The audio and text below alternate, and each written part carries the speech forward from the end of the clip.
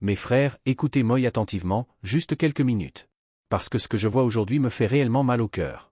Je vois des insultes, des disputes, des provocations, tout ça au nom d'un match, d'un drapeau, d'un résultat qui ne change rien à votre vie, rien à votre foi, rien à votre avenir. Et je vous le dis avec sincérité, regardez l'image que vous donnez de vous-même et de votre religion. Que vous soyez algérien, marocain, tunisien ou d'une autre origine, ce qui apparaît dans ces comportements n'est ni la dignité, ni l'honneur. Ce qui apparaît, c'est la colère, la haine, l'orgueil, pour un jeu qui n'a aucune valeur réelle. Vous dites que vous êtes musulman. Mais si cette foi était vraiment dans vos cœurs, dans vos comportements, vous sauriez que le musulman est le frère du musulman. Et que la foi ne se prouve ni par les insultes, ni par les injures, ni par les cris. Elle se prouve par le respect, par la maîtrise de soi, par la conscience d'Allah. Mes frères, réfléchissez. Pour un match qui dure quelques minutes, vous créez une haine qui peut durer des années. Des années entre des frères façonnés par le même Créateur. Alors que vous n'êtes ni les joueurs, ni les artisans de cette victoire. Vous n'en tirez ni argent, ni honneur, ni élévation. Et le plus triste, c'est que vous n'en prenez même pas conscience. Pour un résultat éphémère, vous vous divisez, vous vous humiliez, vous oubliez l'essentiel. Alors qu'Allah ne regarde ni les drapeaux, ni les stades. Allah regarde les cœurs et les actes. Vous criez que vous avez gagné. Mais gagné quoi exactement? Contre qui? Et avec quel mérite? Peut-être que votre équipe a remporté un match. Mais vous, personnellement, vous n'avez certainement pas remporté le paradis.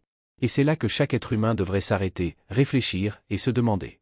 Quelle est la véritable signification de la victoire? Mes frères, écoutez bien ceci. Il est extrêmement important de vous mettre en garde. Parce qu'il existe aujourd'hui des propagandes, des fausses informations, des manipulations. Et leur but est simple, semer la haine entre vous, vous diviser, vous opposer. Et l'ennemi serait heureux de vous voir vous détruire les uns les autres. Heureux de vous voir lui faciliter la tâche, sans même vous en rendre compte. Alors soyez conscients. Soyez lucides. Ne laissez personne jouer avec votre unité. Rappelez-vous, ce n'est qu'un match. Rien de plus qu'un jeu. Un moment de divertissement, d'émotion passagère. Un plaisir de jouer, de regarder, de vibrer ensemble. Mais ce match ne vous rendra ni plus riche, ni plus intelligent, ni plus élevé. Et surtout, il n'augmentera en rien votre foi. Au contraire, ce sont des instants de distraction qui peuvent vous éloigner de vos véritables objectifs, de votre lucidité, de votre unité, et de ce qui a une réelle valeur dans cette vie comme dans l'au-delà. Mes frères, comprenez ceci. Gagner un match n'est pas une victoire au sens véritable. Aucune victoire sur un terrain ne vous fera entrer au paradis. Parce qu'Allah ne regarde ni les résultats, ni les trophées. Allah regarde la piété, et ce qu'il y a dans les cœurs. La vraie piété, mon frère, c'est que si tu dis aimer Allah, alors tu aimes ton frère. Tu l'aides. Tu te réjouis pour lui. Et tu ne te réjouis jamais de son humiliation, ni de sa défaite. Le véritable musulman n'envie pas son frère. Au contraire, il aime pour lui ce qu'il aime pour lui-même. Qu'il soit marocain, algérien, tunisien, ou d'une autre origine. Parce que ces différences n'ont aucune valeur aux yeux d'Allah.